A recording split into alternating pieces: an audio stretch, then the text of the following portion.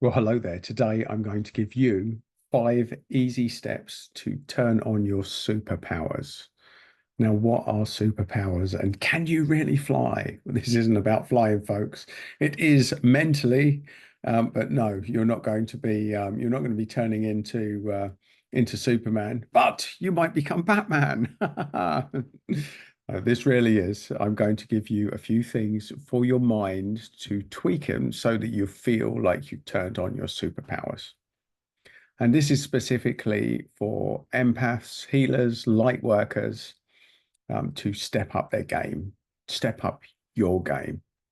So this is for people who are feeling lost, feeling trapped, feeling that they misunderstood, the black sheep of the family. This is for you if you feel isolated, if you feel that something is not right, but you're not quite sure where it is, and you're caught in a death spiral of not knowing what to do about it. So I'm going to give you 5 things, 5 folks. So the first thing, and this is the most important thing, and this is way easier said than done. So this is not a standalone thing. This is a sort of guideline for the other 5 things that we're going to talk about, other 4 things that we're going to talk about today. And the first thing, and this is personal development 101, that is believe in yourself. Now, it's easy to say that, but how do you do it? How do you do it? Well, the goal is to believe in yourself as much as you would your best friend. You'll find if you're regular on my channel, you'll know this. You will know I say this over and over and over again. And there's certain things that I say over and over and over again on this channel because they cannot be emphasized enough. These are the basics. These are the things that you have to have in place if you've got any chance on this path at all. And if you don't yet believe in yourself, then start phoning your best friends and ask them why they believe in you. Get them to help you to see your wonder and your light. And that is a powerful exercise in itself on the believe in yourself journey, to ask your friends, what is it about me? What do you think are my strongest qualities? You can even ask them, where do you think I can improve? Say, tell me honestly, what are my strengths and weaknesses? And there's strength in knowing your weaknesses as your best friends perceive them as well, folks. There's no bad answers when it's somebody that's got your back that's giving them to you and you give them permission to do it. This is a really powerful exercise. In fact, this exercise could give you all 5 instantly. So the second thing is, and this is just as important as the first thing, you're going to ignore anyone who isn't like you want to be. Anyone that hasn't got the energy that you like, anyone that hasn't got your back, anyone that hasn't been a support, anyone that hasn't inspired you, and anyone that hasn't achieved what you want to achieve. All of these categories of people, forget what they say. Now, they're probably going to be family, or people in a friend circle where you're friends with a couple of the people and there's a few other people in the group who are a little bit more challenging. Well, why spend time with these people, folks, for whatever reason? And at the very least, you're going to ignore their opinion. And when they say it, you're just going to ignore them. In fact, that is a superpower in itself, not reacting to the negatives, because the highest form of revenge is indifference. And trolls, bullies, narcissists, they get their buzz from watching you, from knowing they can get under your skin and knowing they can trigger you any second. So ignoring the idiots.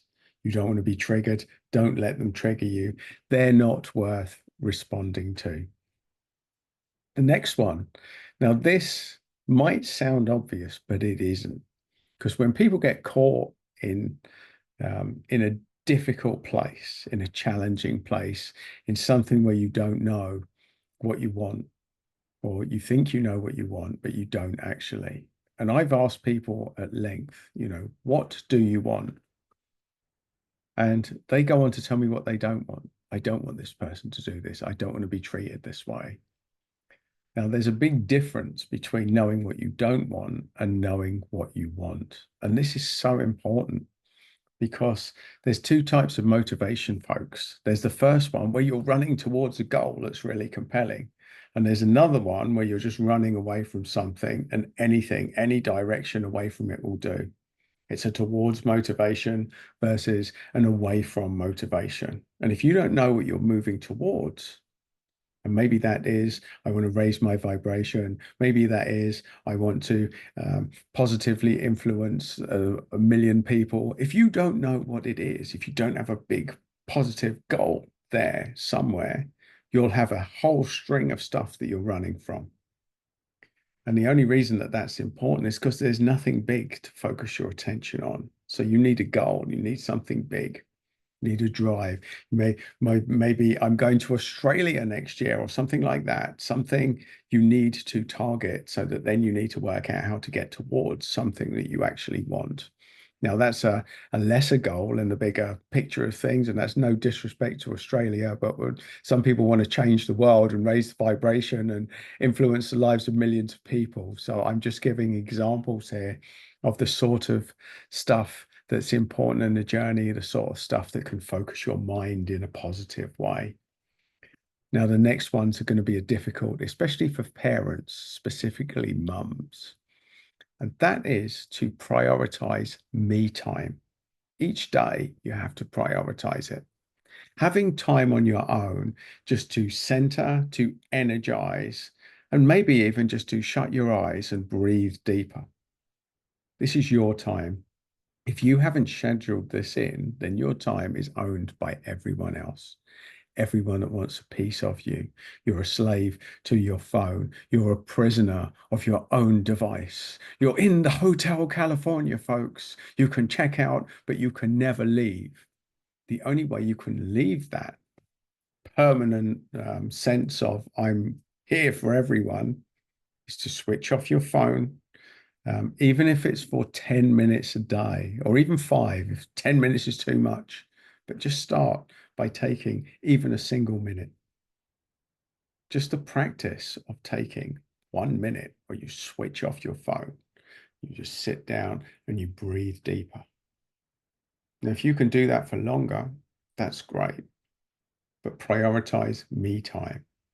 And that me time, you can go back to the previous goals. What do I want? What is my goal? And tell yourself positive stuff about believing in yourself. I know that you can do this. I know that you're wonderful. And you're going to be telling this to yourself. I can do this. I can do this. And now we're on to the fifth thing. And this is really important as well.